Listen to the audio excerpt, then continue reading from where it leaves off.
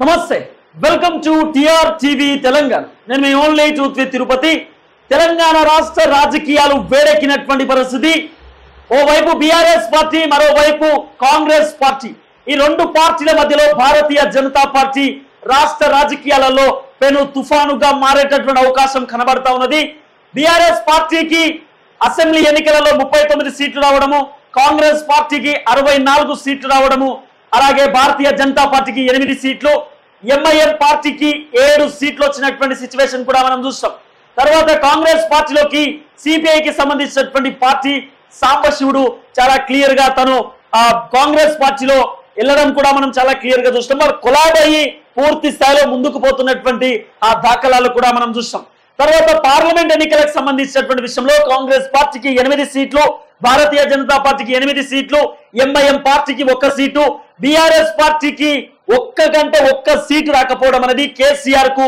చాలా దారుణమైనటువంటి సిచ్యువేషన్ గా చెవి చూసింది అయితే ఇదే నేపథ్యంలో తెలంగాణ ముఖ్యమంత్రి రేవంత్ రెడ్డి ఈరోజు ఒక బిగ్ బ్లాస్టింగ్ న్యూస్ చెప్పినట్టుగా కూడా కొంత సంచలనమైనటువంటి అంశంగా మారింది రాష్ట్ర రాజకీయాలు కొత్త తరహాలో కనబడుతున్నటువంటి పరిస్థితి బీఆర్ఎస్ పార్టీ భారతీయ జనతా పార్టీలోకి విలీనమైతుందనేటటువంటి చర్చను తెలంగాణ ముఖ్యమంత్రి రేవంత్ రెడ్డి ఈరోజు ఢిల్లీలో ప్రెస్ మీట్ లో మాట్లాడుతూ చెప్పేటటువంటి అంశం ఇప్పుడు రాష్ట్ర రాజకీయాలు పెను సంచలనంగా మారినటువంటి సిచ్యువేషన్ కనబడుతున్నది అయితే ఓవైపు కేటీ రామారావు మరోవైపు బీఆర్ఎస్ పార్టీకి సంబంధించిన కీలక నేతలు ప్రెస్ మీట్ పెట్టి కూడా మాట్లాడుతున్నటువంటి పరిస్థితి మేము ఏ పార్టీలోకి కలవట్లేదు ఏ పార్టీలోకి వెళ్ళట్లేదు ఏ పార్టీలో విలీనం కావట్లేదు ఇదంతా కావాలనే కుట్రబంది అవకాశం చేస్తా ఉన్నారు సోషల్ మీడియాలో ఫేమస్ కావడానికి సోషల్ మీడియాలో చర్చ నడవడానికి సోషల్ మీడియాలో బీఆర్ఎస్ పార్టీని పూర్తి స్థాయిలో అనగదొక్కడానికి మాత్రమే ప్రయత్నం చేస్తా ఉన్నారంటూ కూడా బీఆర్ఎస్ పార్టీ వర్గాల నుండి పెద్ద ఎత్తున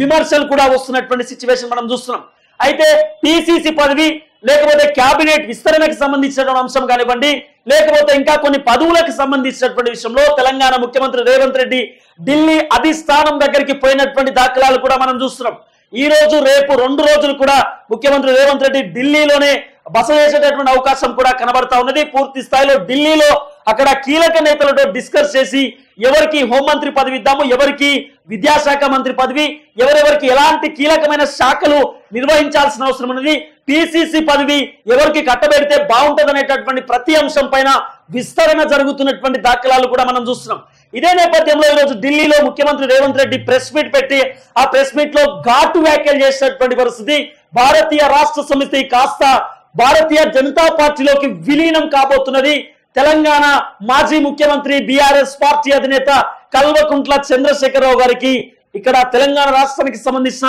గవర్నర్ పోస్ట్ వచ్చేటటువంటి అవకాశం కూడా ఉందంటూ ఒక కీలకమైనటువంటి చర్చ నడుస్తుందంటూ కూడా రేవంత్ రెడ్డి పెను తుఫాన్ లేక ఒక వార్తని గుప్పించేటటువంటి ప్రయత్నం చేసిండు కేసీఆర్ కు గవర్నర్ పదవి కేటీ రామారావుకి కేంద్ర మంత్రి పదవి ఇచ్చేటటువంటి అవకాశం ఉందన్నట్టుగా కూడా మాట్లాడే ప్రయత్నం చేసిండు తర్వాత హరీష్ రావు బీఆర్ఎస్ పార్టీలో ప్రతిపక్ష హోదా లీడర్ లెక్క వ్యవహరించేటటువంటి అవకాశం ఉండొచ్చు అంటూ కూడా మాట్లాడే ప్రయత్నం చేసిండు అలాగే హరీష్ రావుకి భారతీయ జనతా పార్టీ అధ్యక్ష పదవి ఇచ్చేటటువంటి అవకాశం కూడా ఉండొచ్చనే ఒక అంశాన్ని కూడా రేవంత్ రెడ్డి తెర ముందుకు తీసుకొచ్చేటటువంటి ప్రయత్నం చేసిండు అలాగే కవితకు రాజ్యసభ సభ్యురాలుగా ఆమెకు ఒక కీలకమైనటువంటి పదవి ఇచ్చేటటువంటి అవకాశం ఉండొచ్చు అలాగే కవిత ఈ వారంలో లేదా నెక్స్ట్ వారంలో ఆమె బయటకు వచ్చేటటువంటి సిచ్యువేషన్ కూడా ఉండొచ్చు బెయిల్ మీద బయటకు వచ్చడంతో కవితకు కీలకమైన పగ్గం ఇచ్చేటటువంటి అవకాశం ఉందంటూ కూడా రేవంత్ రెడ్డి మాట్లాడినటువంటి ఆ వీడియో క్లిప్ ఇప్పుడు తెలంగాణ రాష్ట్ర సోషల్ మీడియాలలో పూర్తి స్థాయిలో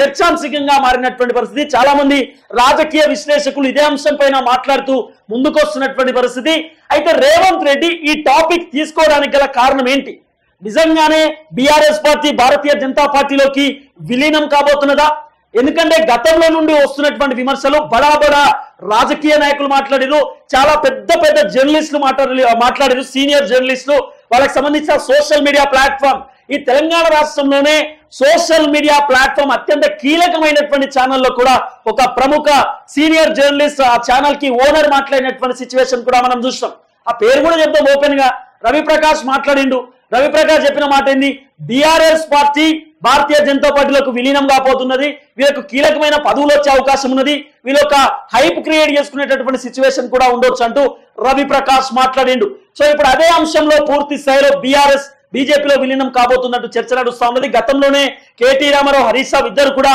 ఢిల్లీకి వెళ్ళడము, అక్కడ చాలా మంది కీలక నేతలు బీజేపీ నేతలు మాట్లాడడము, అక్కడ బిఎల్ సంతోష్ తో కానివ్వండి, అమిత్ షాతో కానివ్వండి, లేకపోతే అక్కడ ఉన్నటువంటి తరుణ్ చుక్ తో కానివ్వండి, ఇలాంటి జేపీ నడ్డాతో కానివ్వండి, వీళ్ళతో మాట్లాడారు, వీళ్ళతో చర్చలు నడిపారు, లాబింగ్ ఏర్పాటు చేశారు, కవిత బయటికి తీసుకెందుకు ప్రత్యేకమైనటువంటి ప్రయత్నాలు చేశారు అనేటటువంటి కోణాలు కూడా బయటకు వచ్చింది. ఇదే నేపథ్యంలో మొత్తానికి బీఆర్ఎస్ పార్టీ సేఫ్ జోన్ లో ఉండడానికి, బీఆర్ఎస్ పార్టీ తెలంగాణ రాష్ట్రంలో మళ్ళీ పుంజుకోవడానికి బీజేపీ సపోర్ట్ తీసుకొని ముందుకు పోయేటటువంటి అవకాశం ఉండొచ్చు అనేటటువంటి అంశం కూడా పూర్తి స్థాయిలో వినబడుతున్నటువంటి పరిస్థితి. ఈ రోజు తెలంగాణ ముఖ్యమంత్రి రేవంత్ రెడ్డి కూడా అదే అంశాన్ని మాట్లాడుతూ ముందుకు వస్తున్నటువంటి సిచ్యువేషన్ కూడా మనం చూస్తాం.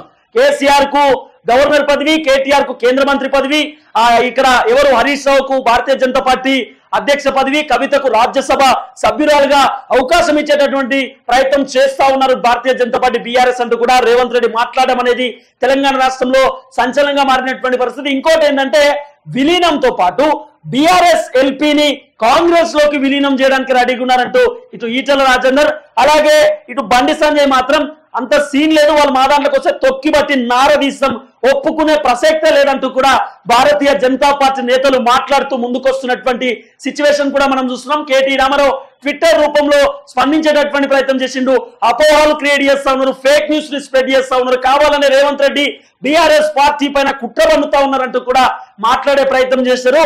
ఇటు రైతు రుణమాఫీకి సంబంధించిన విషయం కానివ్వండి, 6 గ్యారెంటీలకు సంబంధించిన అంశంలో కూడా బీఆర్ఎస్ పార్టీ నేతలు పూర్తి స్థాయిలో విమర్శలు గుప్పిస్తున్నటువంటి నేపథ్యంలోనే రేవంత్ రెడ్డి ఇలాంటి వ్యాఖ్యలు చేయడం తెలంగాణ రాష్ట్ర రాజకీయాలలో ఒక హాట్ టాపిక్ గా మారినటువంటి పరిస్థితి.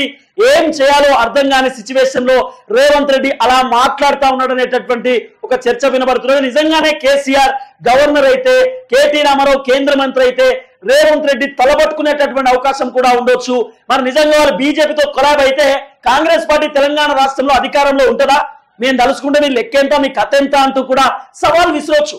ఎందుకంటే కేంద్రంలో అధికారంలో ఉన్నారు, వాళ్ళు తలుచుకుంటే ఏమన్నా చేయొచ్చు, వాళ్ళు తలుచుకుంటే ఎలాంటి కీలకమైన కార్యక్రమాలు కూడా చేసే అవకాశం ఉండొచ్చు. మరి ఎందుకు ఇలాంటి వ్యాఖ్యలు చేస్తున్నారు?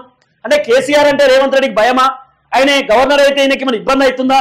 ఎందుకు ఇలాంటి వ్యాఖ్యలు చేస్తా ఉన్నారంటూ కూడా చాలా మంది రాజకీయ విశ్లేషకులు ఇదే అంశాన్ని మాట్లాడుతూ ముందుకు వస్తున్నటువంటి పరిస్థితి. మొత్తానికైతే సోషల్ మీడియాలో ట్రెండింగ్ టాపిక్ గా కనబడుతున్నటువంటి పరిస్థితి.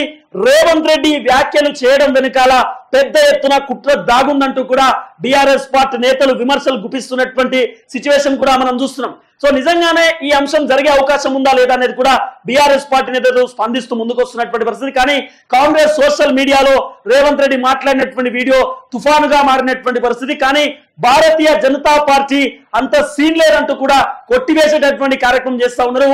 ఇటు బీఆర్ఎస్ పార్టీ కాంగ్రెస్ పార్టీ మధ్యలో భారతీయ జనతా పార్టీ ఇప్పుడు తుఫానుగా దూసుకోబోయేటటువంటి అవకాశం ఉన్నది. ఎందుకంటే అసలు వాస్తవానికి భారతీయ జనతా పార్టీ ఈ రాష్ట్రంలో అధికారంలోకి వచ్చే అవకాశం ఉండదేమో అని అనుకున్నాం.